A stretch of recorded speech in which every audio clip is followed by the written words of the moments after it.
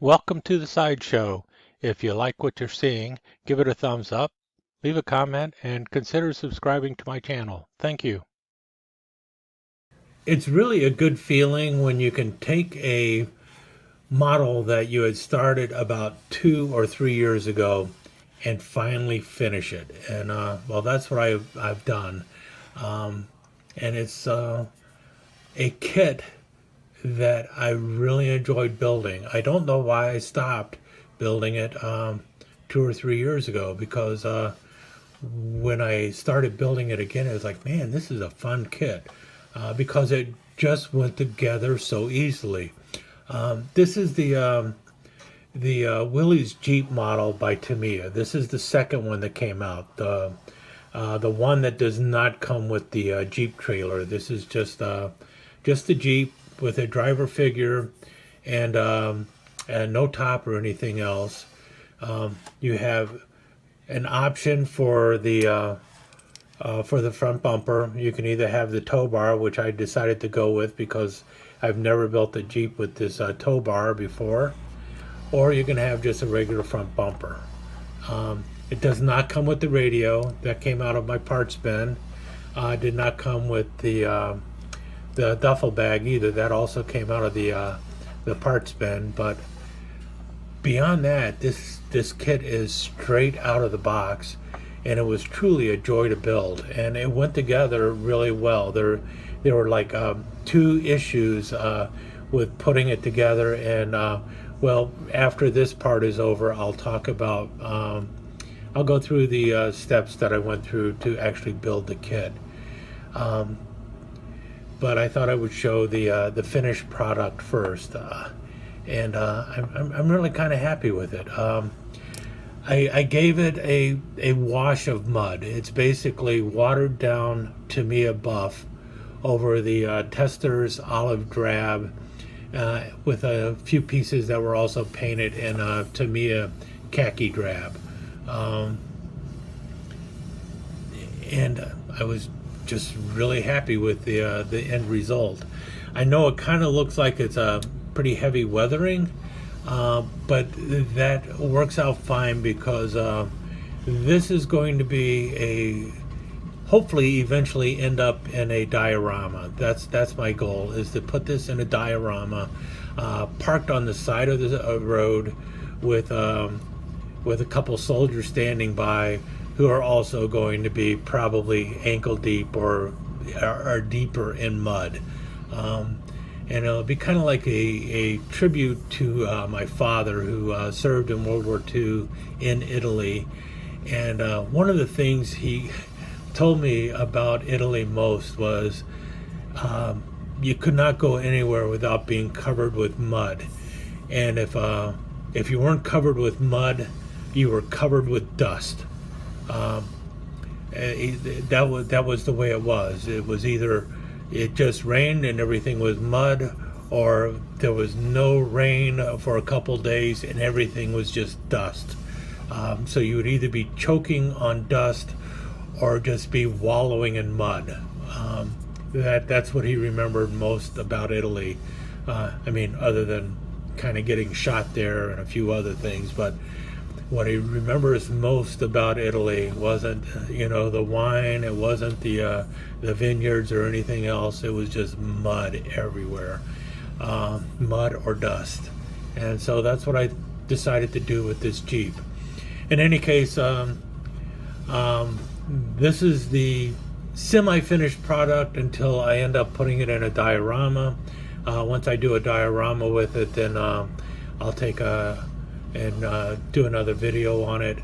But stay tuned for the steps that I took to get to where I am at with this video, and then at the end I'll throw in a slideshow with some detailed shots of the Jeep.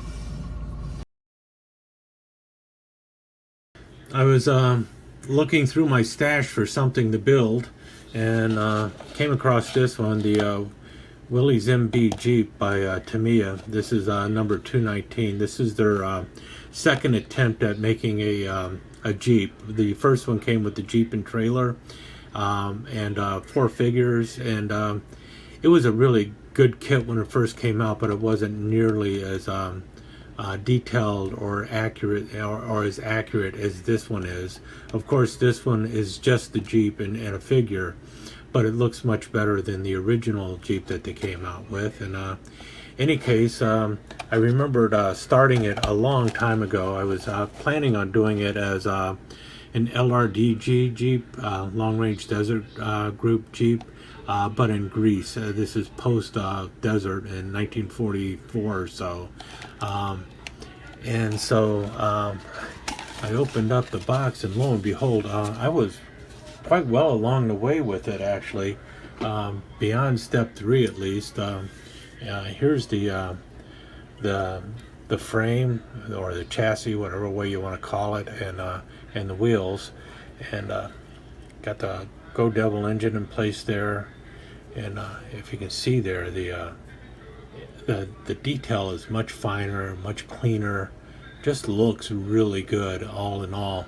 And as you can tell, this was one of the modifications I was doing for the LRDG Jeep.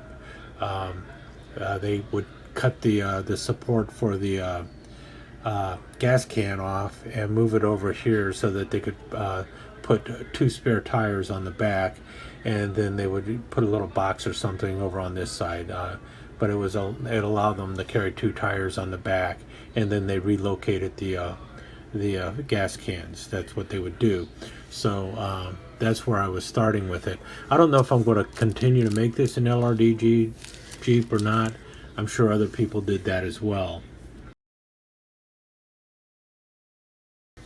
Where we left off with it, or where I left off with it at the time, was on step 4, and this is the body of it, and the radiator was already attached to the front, but they gave you a radiator to put in the front. And if you notice there, you've got headlights that were clear glass. They look really good there too. And then you've got the steering column there, and you see the fire extinguisher, and then the gear shifters and everything in one of the seats. That's how far I had gotten when I put it in the box and just forgot about it. And that was probably a good 4 or 5 years ago. In any case, I thought, why not get this one out of the, dust it off and finish it up. Finish my Jeep. I don't know if it's going to be an LRDG Jeep, but I am going to go ahead and finish it. So let's see how it goes. Now, on another note, let's talk about the driver's compartment, and specifically the fire extinguisher and the shifters for 4-wheel drive over here. The driver's compartment fire extinguisher has a very long tube on the bottom, and you're going to need to cut that down a little bit, because if you don't, it's going to interfere with the dash. And you have to get the shifter positioned just right in order for the dash to fit on it, because if you notice, both of those items end up underneath the dash, and if they are not aligned correctly, they interfere with the dash sitting properly on the above it all. So you got to make sure those things are straight and definitely in the right position, otherwise you're going to have problems. But otherwise, the build is coming along swimmingly. I'm really happy with it. The kit pretty much just falls into place, typical of Tamiya. Tell you what, the Jeep has been a lot of fun to build. The back end here has a lot of little fiddly things, but they fit really well.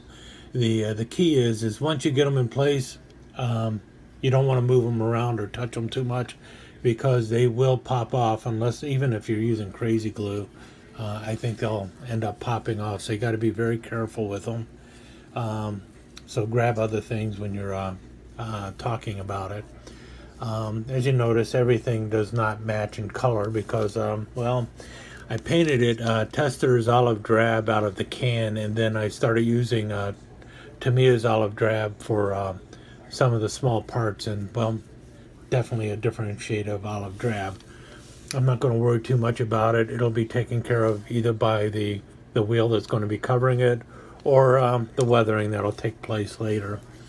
I have not glued in the back seat yet, but the fit is perfect, so I will get that in a little bit. I do like the back seat. I wasn't sure if I was going to use it or not, but I am going to leave the back seat in there. The next step is actually requires you to put the body on the frame, because the next part is the top of the engine. And if you notice, you've got the radiator, the top of the radiator here also, and the top of the radiator is part of the body, and then the engine is part of the frame. So that'll be the next step, getting that on. But before I do that, I've got to decide if I want to put the 30 caliber machine gun in place, because you have to drill a hole for it through the floor here, and the spot is actually on the bottom here. Now obviously you could also do that if, well, can you? Not really. If you notice, if you were to put the body together, the this crossbeam here interferes with the hole where the machine gun goes. So something to remember when you're building the kit. Make sure you decide on if you're going to have the 30 in place before you put the whole body together, or before you glue the body to the frame. Okay, as you can see, the top of the engine and the top of the radiator and the battery and everything are all one piece that kind of glues on top of everything, and kind of connects the body to the frame. And I really wasn't happy with the way it was fitting. So what I have done is I have cut it into 3 sections. Right here we have the radiator top and the battery. So this is all the parts for the top of the engine, and then there was that little box off to the side, and that was really what was bothering me most, because that was clearly just floating in midair, and I figured it was supposed to be mounted on the fender there. So I've mounted it on the fender, cut everything separately, and then I'm going to mount them all separately. The radiator and the battery in place, and now we can just slip it over the top here, drop it on, and we see that it is all nice in place. And now all I have to do is attach the top of the engine, and I can actually attach the top of the engine with the body off of it, which will be a lot easier also, because it was a major issue trying to get it to fit right. So let's see how that works now. All right, that worked out great. Now I've got the top of the engine on the on the motor, and all I have to do is drop the body over it, which is easy enough to do, and everything lines up better. You've got the little box not floating in midair.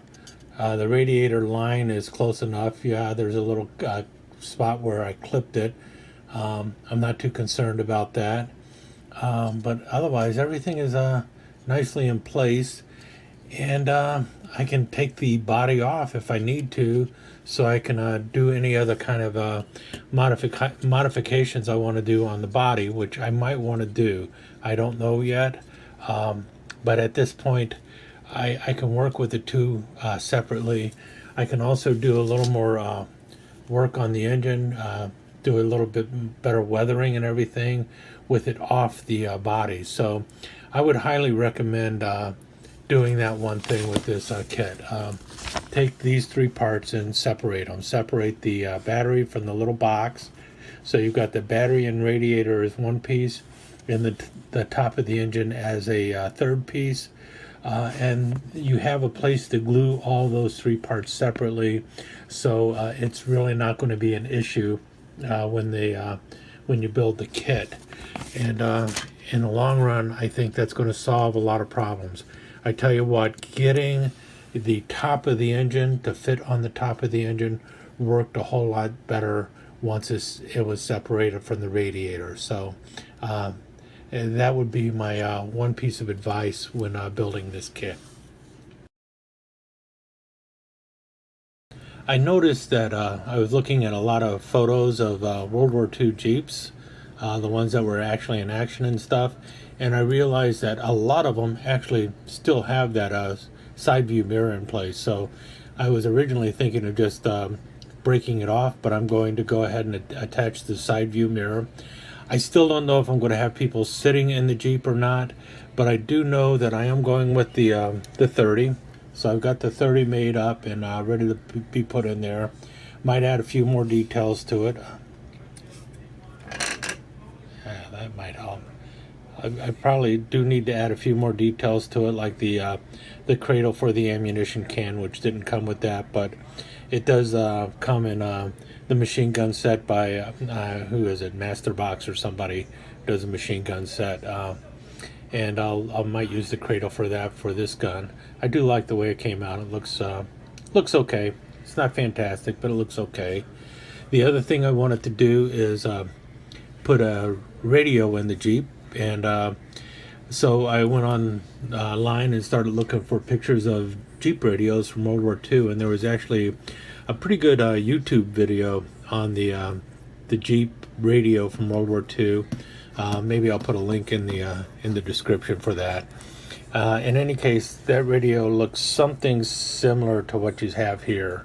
Let me see if I can get that up. Here we go. And I've added the legs to the bottom of this. This came with the U.S. Combat Group, an old set of Tamiya figures. It was in the stash. Well, I saw how the lines were hooked up to it and everything else. So what we have in the front here, this little spot here is where the headset would be attached to, and this is the power line going off to the Jeep. So I'll be running a line off of the front here, probably just snaking it down the legs and underneath the driver or passenger seat. It's mounted right behind the driver. I use some plastic, evergreen strip plastic to create legs for it, but the bracket is there for mounting it, and it will be sitting like so in the Jeep, and that should work out all right. I'll glue it in place, and then once I get that glued in place, I've been scratch building the antenna here to about the right length. I just eyeballed it. I didn't really bother figuring it out exactly. I don't know where the antenna mount came from. I had to do a little work on that to get it to look halfway decent. I think it's still a little oversized, but I'm going to use it. And then the triangular base there, I think, came off of an M3 Stewart model that was in the parts bin. So, and that will be mounted on the side of the Jeep right back here. So that should work out real well. And then I'll run a line from the hole that I drilled in the back of the radio over to the antenna mount, and that will get that done. And then all I have to do is figure out what else I'm going to do with it. The build of the Jeep will be complete, and you'll see pictures of that in a minute. And then oops, sorry about that. And then the next thing I got to do is start working on the figures. I probably over-weathered this a bit, but one of the things I have started doing is you get the buff and you get it in your paintbrush, get it nice and wet, dab out most of it, and then hold the brush nearby and just flick the brush with your finger, and what you end up getting are little spray marks where the paint just kind of flicks off the brush. Everything is being done by hand, so all the weathering is, and so it's kind of like that. Just whack it with your finger, and that causes the brush, the paint to flick off the the paint to flick off of the brush and just kind of spatter lightly. And so you get see the dots and stuff that are showing up like they actually show up on a real vehicle and such. So that's part of the way the weathering was done, but most of it was just a wash of the Tamiya Tamiya's buff color. That's the color I've been using, and that's all I'm doing really for the weathering. But I wanted it nice and muddy, like it's been driving all over Italy, basically.